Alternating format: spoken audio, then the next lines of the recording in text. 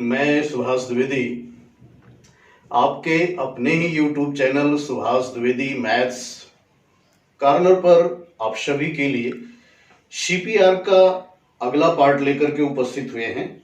हमने सीपीआर के पिछले 2 पार्ट में यह सिखाने की कोशिश की थी कि सीपीआर क्या है, सीपीआर का स्पीड एंड टाइम में कैसे प्रयोग कर सकते हैं, स्पीड एंड सीपीआर का आपका परसेंटेज में कैसे प्रयोग कर सकते हैं।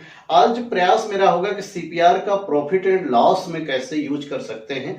हम आज इस पर कुछ थोड़ी सी बात करना चाहेंगे और अगर आपको पूरी बात समझनी है तो पूरी वीडियो को ध्यान से देखिएगा और प्रयास होगा हमारा कि आप सारी बातों को ध्यान से समझ सके। तो आइए देखते हैं कि पहले है क्या, थोड़ा सा बेसिक कॉन्सेप्ट ले लेते हैं और बेसिक कॉन्सेप्ट के बाद फिर हम आपको आगे बताने की कोशिश करेंगे। तो जैसा कि आपको पता है कि अगर हम ये बात करें कि सपोज कीजिए कि किसी की कास्ट प्राइस है,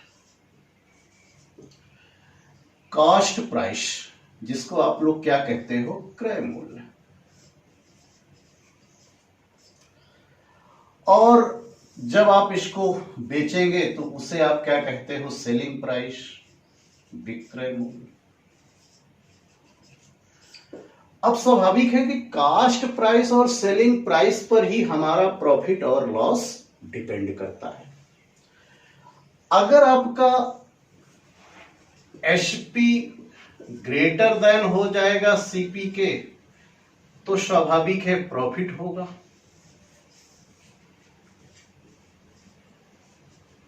प्रॉफिट होगा।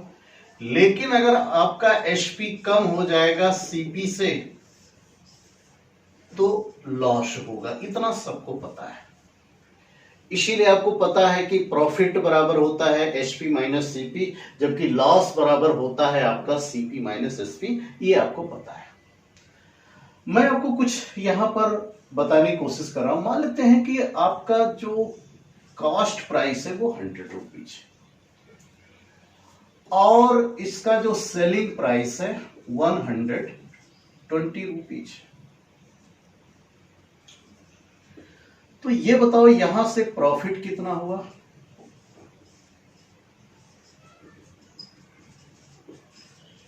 प्रॉफिट 20 रुपीज है। पूरी बात को 5 मिनट्स आपको पेशेंस के साथ सुनना है, उसके बाद हर क्वेश्चन को 5 to 10 सेकंड में कर लेंगे, पहले आप समझ लें। तो प्रॉफिट कितना हो गया? 20 रुपीज। तो अगर हम प्रॉफिट कास्ट प्राइस पर निकालें, यहां पर परसेंटेज निकालें तो 20/100 इंटू 20, इट मीन्स ये कितना हो गया? 20%। लेकिन अगर हम यहां पर इसके प्रॉफिट को निकालें, परसेंटेज को, तो ये हो जाएगा 20/120 इंटू किसके हो गया? 100 के। 50/3, 16/2/3%। यहां से आपको संकेत कुछ देने की मैं कोशिश कर रहा हूं, उसे समझिएगा। जब आप किसी भी संख्या, वैल्यू या किसी भी का मान अगर आप चेंज कर देते हैं, बेस अगर आप चेंज करते हैं तो उसके परसेंटेज पर प्रभाव पड़ता है। यहां पर कास्ट प्राइस हमारी जो है 100 रुपीज है और सेलिंग प्राइस 120 रुपीज है। जब हमने प्रॉफिट परसेंट आपका क्रय मूल्य पर लिया तो 20% दिखाई पड़ा, लेकिन जब प्रॉफिट परसेंट हमने विक्रय मूल्य पर लिया तो कितना मिला? 16 सही 2/3%। तो कभी कभी क्वेश्चन में बेस चेंज कर देता है। माना कि अगर एक्चुअल में आपको कैलकुलेशन करना होगा तो जो प्रॉफिट परसेंट है वो कास्ट प्राइस पर ही होता है। तो यहां से एक बात आपको समझ में आ रही होगी कि कास्ट प्राइस पर जो परसेंटेज है, सीपी पर जो परसेंटेज है, अगर ये प्रॉफिट हो रहा है, सीपी पर जो परसेंटेज है वो एसपी की अपेक्षा अधिक होती है। तो यहां से आप इस बात को समझिएगा, प्रॉफिट परसेंट सीपी पर अधिक होता है, जबकि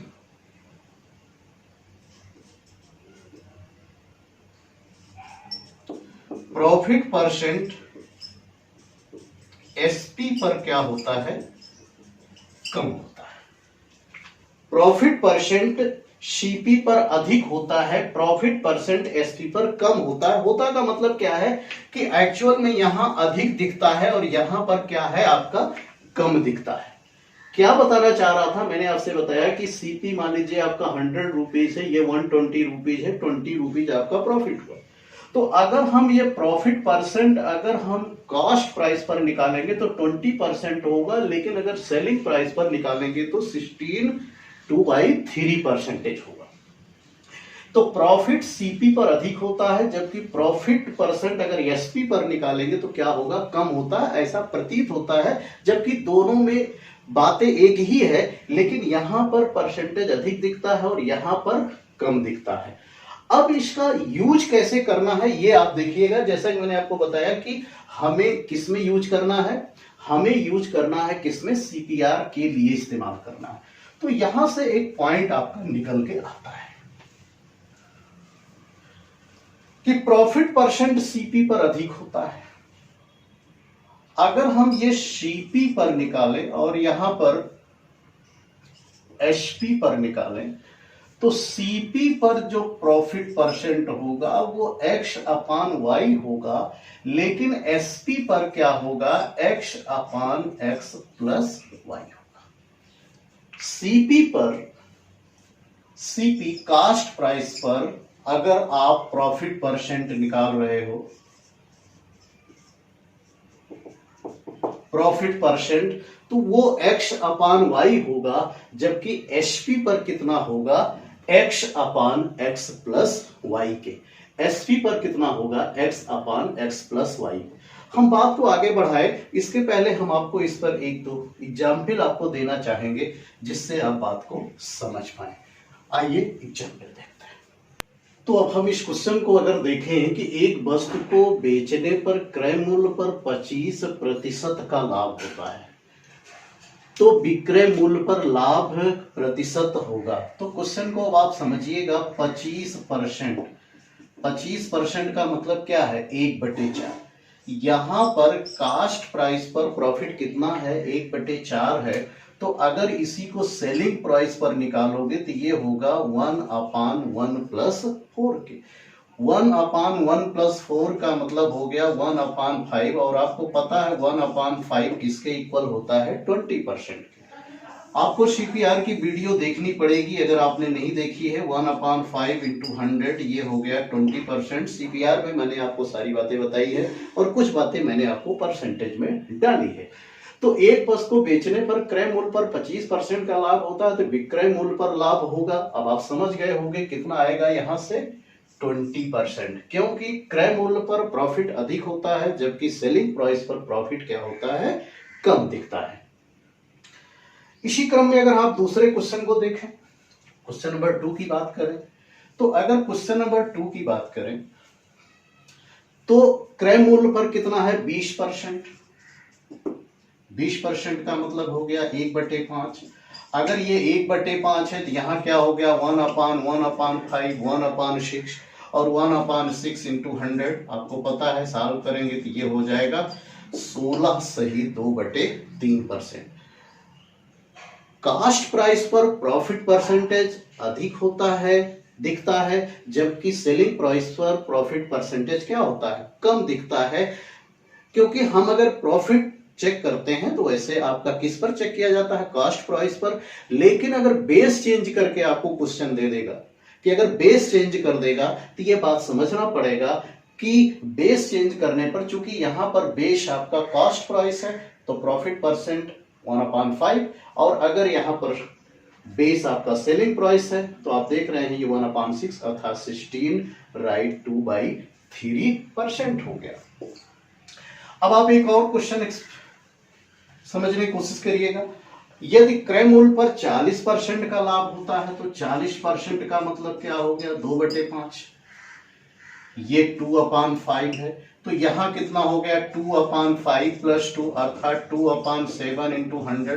तो आपको पता है अगर आप इसको निकालेंगे 1/7 जो होता है 14 सही, 2/7 होता है, ये 28 सही 4/7 होगा। 28 सही 4/7 का मतलब क्या हो जाएगा? स्वाभाविक है यहां से आप सॉल्व करना चाहो तो ले लो, ये 200/7। तो मैंने आपसे पहले ही बताया कि ये 7 दूनी 14, 6 20, 7 8 56, 7 8 56 हो गया। और उसके बाद 4 बचा, तो 7 चौक 28, 7 बजे 35, 7 छक 42, तो 7 बचे 35। तो ये लगभग आपका हो गया किसके? 28.56% के। क्योंकि आपको पहले भी मैंने परसेंटेज बताया है कि कैसे कैलकुलेट करते हैं, फिर से समझ सकते हैं। यदि क्रय मूल्य पर कितना है? 40% है।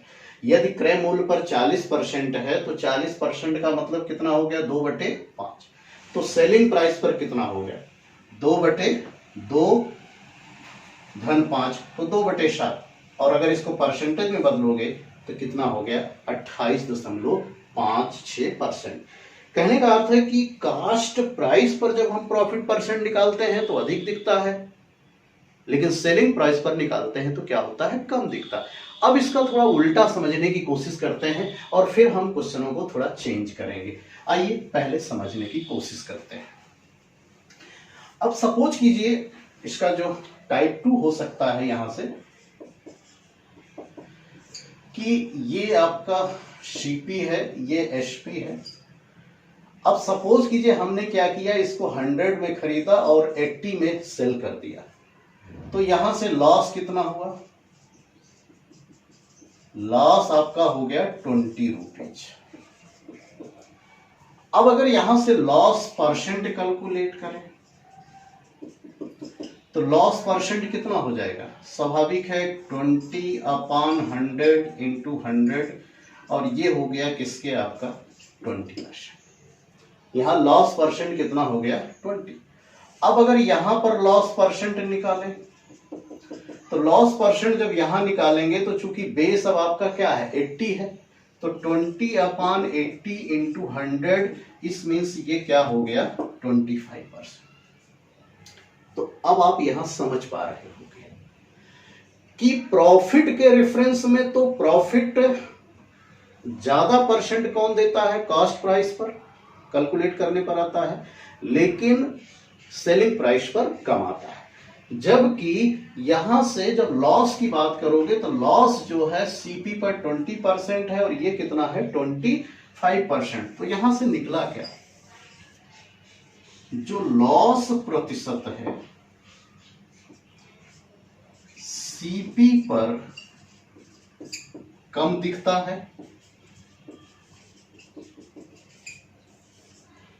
लेकिन यही लॉस प्रतिशत जो है एचपी पर क्या होता है?